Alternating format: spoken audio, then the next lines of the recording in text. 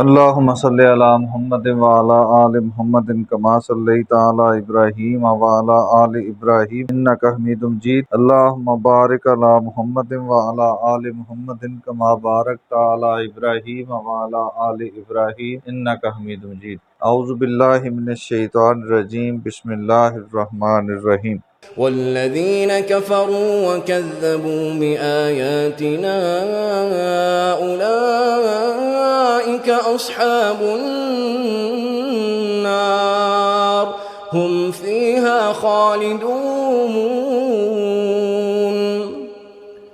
يا بني إسرائيل اذكروا نعمتي التي أنعمت عليكم وأوفوا بعهدي أوف بعهدكم وإياي فارهبون وآمنوا بما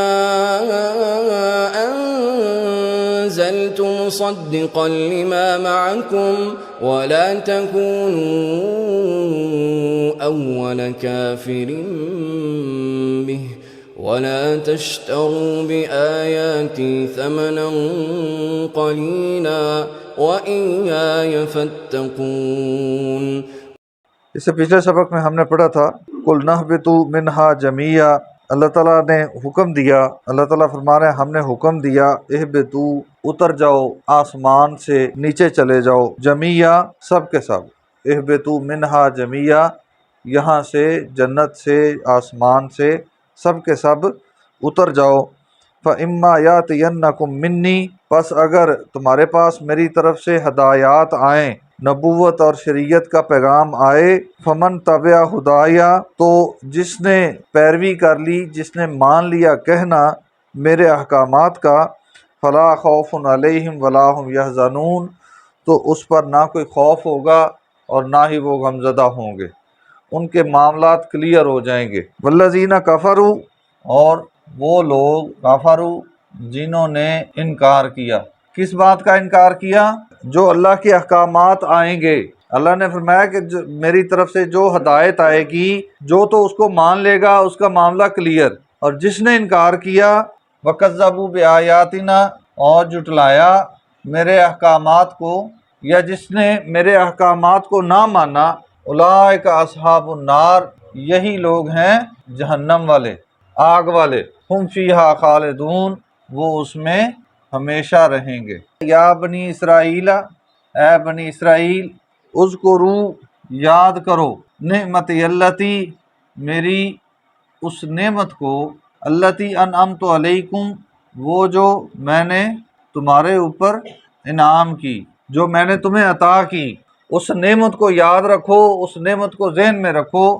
وَأَوْفُوا، اور پورا کرو، بعہدی، میرے ساتھ کیے گئے وعدے کو، اوف بعہدکم، میں پورا کروں گا تمہارے ساتھ کیے گئے وعدے کو۔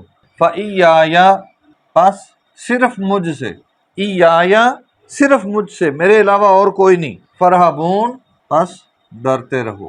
اس کائنات میں اگر کوئی ذات ہے اس لائق، اس قابل، جس کو یہ حق حاصل ہے کہ اس سے ڈرا جائے، تو وہ کون سی ذات ہے؟ اللہ کی ذات۔ پکڑ کس کی سخت ہے؟ اللہ کی سخت ہے۔ وَآمِنُوا، اور ایمان لاؤ، مان لو، بما انزلت، اس پیغام پر ایمان لے آؤ، اس شریعت، اس نبوت پر ایمان لے آؤ جو میں نے نازل کیا، مصدقا لما معکم، وہ تصدیق کرنے والا ہے اس پیغام کی جو تمہارے پاس ہے، یعنی جو پیغام رسول اللہ صلی اللہ علیہ وسلم لے کر آئے ہیں، تشریف لائے ہیں، وہ پیغام حضرت موسیٰ علیہ السلام کے پیغام کی تصدیق کرتا ہے۔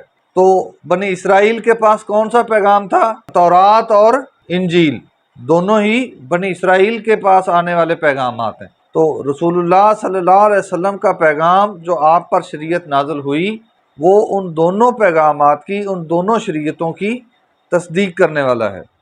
تو اللہ تعالیٰ فرما رہے ہیں کہ اس نبوت پر، اس شریعت پر ایمان لے آؤ جو محمد رسول اللہ صلی اللہ علیہ وسلم لے کر آئے، اور وہ شریعت کوئی نئی شریعت نہیں ہے، وہ بالکل اسی طرح کی ہی شریعت ہے جس طرح سے آپ کے پاس پہلے سے موجود ہے، جس کے اندر تم نے تبدیلیاں کر رکھی ہیں۔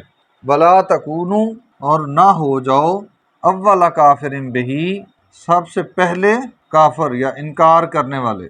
دیکھنا، ایک شخص مثال کے طور پہ اس وقت اگر ان حالات میں دیکھا جائے تو مشرکین مکہ جو ہیں وہ تو بظاہر کسی نبی کی شریعت پر اس وقت ایمان نہیں لائے تھے، وہ اپنے آپ کو حضرت ابراہیم علیہ السلام کے ساتھ منسلک کر کے بتوں کی پوجا پہ کھڑے تھے، وہ کسی صحیفے پر موجود نہیں تھے، کسی شریعت پر موجود نہیں تھے۔ لیکن عیسائی اور یہودی جو تھے وہ تو بظاہر صحیفوں کے اوپر عمل کرنے والے تھے، وہ تو اہل کتاب تھے اور اس شریعت پر عمل کرنے والے تھے۔